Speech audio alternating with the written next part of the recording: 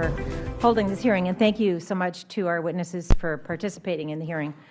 Certainly since Healthcare.gov came online, many of us have spoken with constituents who have had trouble navigating the site, and some have expressed concerns, of course, about privacy on the site. And further, I don't think there's a single member who isn't somewhat frustrated about the problems that have plagued the rollout of the website and also the websites in some of our states. But frankly, the Affordable Care Act isn't about a website. I know I'm not the only one who's spoken with just as many constituents whose biggest concern isn't the functioning of the website. It's the fact that they haven't been able to get health insurance or access health insurance or access health care. And in fact, right now, they can go to get health care through health insurance by calling or applying in person or by mail. The Affordable Care Act is designed to help these people who haven't had access to health care, and we should make that process as simple as possible, especially with regard to the website, and make sure their personal information is protected. I want to point out that right now in the United States, about 83.5% of Americans e-file their taxes. Do you all e-file your taxes? Yes? Do you e-file your taxes? So you all e-file your taxes? You're among the 83.5%? Yeah. I'm sorry. That's no offense, but what we do and how we do it only gives information to let people, we can neither confirm nor deny, and there's the reason the intelligence community says that, because they don't want to tell people the threat vector that you can attack me on. Okay. Well, I understand, but I just want to clarify that a lot of people e-file their taxes. So I want to also talk about the sort of conflation of electronic health records, which has been discussed here this morning, and certain detractors are suggesting that Healthcare.gov is sort of a clearinghouse that includes access to electronic medical records. So I want to get this from, let's start with Dr. Rubin. Does Healthcare.gov collect or store electronic medical records? It's my understanding that it does not. Okay. And so let's talk a little bit about the Data Hub, because we've been talking about how through Healthcare.gov, there's certain enrollment information that gets verified through Data Hub.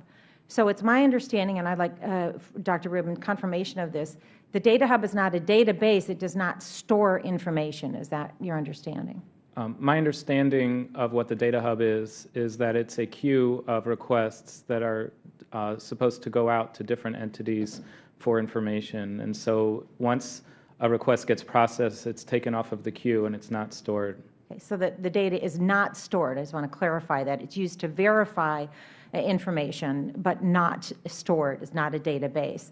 And it's also my understanding that it is not necessary to actually, consumers can still shop on the website without creating an account. It's my understanding that that was originally the case, but now consumers can shop and look for plans and compare plans without creating an account first. Can somebody clarify that for me? Has that been changed so that you do not have to, consumers do not have to set up an account? In my written testimony, no. One of the security issues is that they required you to give your personally identifiable information up front and go through the registration process before you were given access to that information. However, a website called healthsherpa.com, created by 3 gentlemen in 2 weeks, did exactly what you were talking about, which should have been done, is just put in your age, your zip code, and your sex, and then you'd be able to shop for plans based upon a range of options. But when I went through and started going through the process, it required you to, and to this day, it requires you to give your information up front. Okay. Well, we'll clarify that. I want to ask Dr. Chang a question also, because I want to give you an opportunity to say "Go Ducks," like your colleagues said.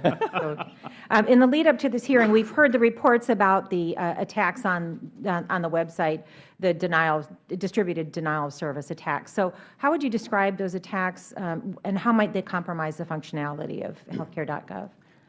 Go Ducks. Thank you. In the case of denial of service attacks, what that would amount to is that it would essentially be an attack on availability. People couldn't access the site. They couldn't gain access to it and do the business they want to perform.